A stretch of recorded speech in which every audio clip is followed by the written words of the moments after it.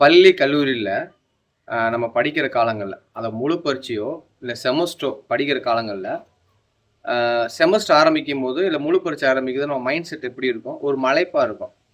3 மணி நேரம் படிக்கணும், இத்தன பாடங்கள் படிக்கணும், இப்படி நம்ம வந்து பழக்கப்பட்டுருக்கோம். நம்ம மூளை இப்படிதான் நம்ம பழக்கப்பட்டுருக்கு. எக்ஸாம் முடியும்போது, அதாவது செமஸ்டரோ, முழு பரீட்சை முடியும்போது, நம்மளுக்கு ஒரு ஹேப்பி. எக்ஸாம் முடிஞ்சிருச்சு அப்படி மிகப்பெரிய சந்தோஷம் இருக்கும். இப்படிதான் நம்ம வந்து காலங்காலமா நம்முடைய கல்வி முறை வந்து இப்படிதான் பழக்கப்பட்டிருக்கு. நான் எல்லாரையும் சொல்லல. ஒரு சில பேர்த்த சொல்றேன். ஏன் இத சொல்ல வரேன் அப்படின்னா, இதே மைண்ட் செட்ல தான் நம்ம வந்து போட்டித் தேர்வு டிஎன்பிஎஸ்சியோ, ஐஏஎஸ் எக்ஸாமோ, ஐபிஎஸ் எக்ஸாமோ, அதாவது பேங்க் எக்ஸாம் படிக்கும்போது, நம்ம இவ்வளோ பாடங்கள் படிக்கணும், இவ்வளோ மணி நேரம் படிக்கணும்ன்ற அந்த மலைப்ப நம்ம வந்து என்ன பண்றோம்? உள்ள கொண்டு வந்துரும்.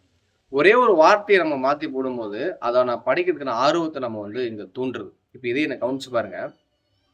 3 மணி நேரம் நான் வந்து ஒரு பாடத்த படிக்க போறேன் அப்படின்னு சொல்றதுக்கு பதிலா, 3 மணி நேரம் ஒரு விஷயத்த நான் தெரிஞ்சுக்கிற போறேன் அப்படின்ற வார்த்தை. படிக்க போறேன், தெரிஞ்சுக்கிற போறேன் அப்படின்ற வார்த்தை, நம்ம மூளை ஆட்டோமேட்டிக்கா வந்து என்ன ஆகுது அப்படின்னா, அந்த போர் அடிக்கின்ற அந்த கான்செப்ட்குள்ளே கொண்டு வராது. இப்ப டெல்லி சுல்தான் அவங்கள பத்தி நான் படிக்க போறேன், இல்ல அவங்கள பத்தி தெரிஞ்சுக்கிற போறேன்னு சொல்லும்போது, இந்த தெரிஞ்சுக்கிற போறேன்னு சொல்லும்போது வந்து என்ன ஆகுது அப்படின்னா, அதோட ஆர்வத்த தூண்டுது. அவங்க நிர்வாகம் எப்படி இருக்கு? அவங்க எப்படி போர் புரிஞ்சாங்க? எப்படி இந்தியாவுல வந்தாங்க? அப்படின்றத நான் தெரிஞ்சுக்கிற போறேன்னு சொல்லும்போது ஆர்வம் தூண்டுது. ஸோ இனிமேலு நீங்க படிக்கும்போது, மனசுக்குள்ள இந்த மாரி வார்த்தைய நீங்க பயன்படுத்தும்போது, நம்ம முன்னாடி நம்ம படிக்கணும்ன்ற அந்த அந்த காலங்கள காட்டிலும், தெரிஞ்சுக்கிற போறோம் அப்டின்ற சொல்லி படிக்கிற காலங்கள் வந்து, அத படிக்கிற காலங்கள நம்மள ஆர்வமா கொண்டு வரும். நம்ம வந்து படிப்போம். இன்னொன்னு நம்ம எதுக்காக படிக்கிறோம்? நம்ம படிச்சா நம்ம வாழ்க்கை எப்படி மாறப்போது? நம்ம குடும்பத்தோட வாழ்க்கை எப்படி மாறப்போதுன்னு தெரிஞ்சாலே, மலைப்பா இருக்காது, போர் அடிக்காது.